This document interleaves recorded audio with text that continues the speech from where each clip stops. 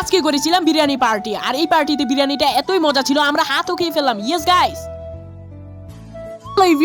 সবার কেমন আছেন সবাই? আলহামদুলিল্লাহ আমি অনেক বেশি ভালো আছি। আকাশে তাকিয়ে দেখছি আকাশটা খুবই সুন্দর লাগতেছে, আর আজকে সূর্যের তাপটাও ছিল খুবই কড়া। এই দুঃখ সইতে না বেড়ে চলে এসে পড়েছি রাস্তার মধ্যে, আর রাস্তার মধ্যে এসে দেখি একটা মানুষ নাই, পকেটে হাত দিয়ে দেখি মাত্র 10 টাকা আছে। আর আজকে যে রোদ উঠেছে এখানে কি খাওয়া যায় ভাবতেছিলাম, তার কোনো কারণে আমি 10 টাকার মধ্যে পেয়ে গেলাম মামা পিংপং। এটা আগে কখনো খাওয়া হয়নি, এখন খেয়ে দেখতে হবে। ভাগ্যটা এতই খারাপ ছিল যে খোলার সময় হাত থেকে পড়ে গেল। আর এই দুঃখ সইতে না বেড়ে আমি চলে এসে পড়েছি ঘরের মধ্যে টিভি দেখার জন্য। এখন ঘড়িতে বাজতেছে সময় 12টা 5, আর এখন যেতে হবে গোসল করার জন্য। এখন হাতে হাতে চলে যাচ্ছিলাম, কিন্তু আমার মাথার উপরে ছিল সূর্য মামা, যে কিনা আমাকে হেউয়া ফুটকির মতো শুকিয়ে দিচ্ছিল।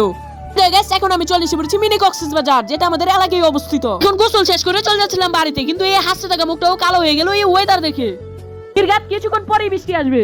ও এটা বাঙালি মুয়ের কথা, বৃষ্টি কইছে না আসবোই। কিন্তু রাত হয়ে গিয়েছে আর আমরা চলে এসে পড়েছি বিরিয়ানি খাওয়ার জন্য। একটু ঝামেলার কারণে আমাদের বিরিয়ানি খাওয়াটা বন্ধ হয়ে রয়েছে। আমার বন্ধু কি বলে শুনুন। ভাইয়া বিরিয়ানির মধ্যে কেউ রাগারাগি করবেন না, রাগ করলে মিস। বিরিয়ানির আয়োজন করা হয়েছে বিবাহিত এবং অবিবাহিতের মধ্যে যে ফুটবল ম্যাচটি হয়েছে সেই উপলক্ষে। এদিক দিয়ে আমাদের বিরিয়ানিটা চলে এসে পড়েছিল, আর আজকের বিরিয়ানি খাওয়ার শেষে ছিল কোল্ড ড্রিঙ্কস। এখন খাওয়া দাওয়া শেষ করে চলে যাচ্ছে বাড়িতে। আর আজকের ভিডিওটা ছিল এই পর্যন্তই। সবাইকে অসংখ্য ধন্যবাদ।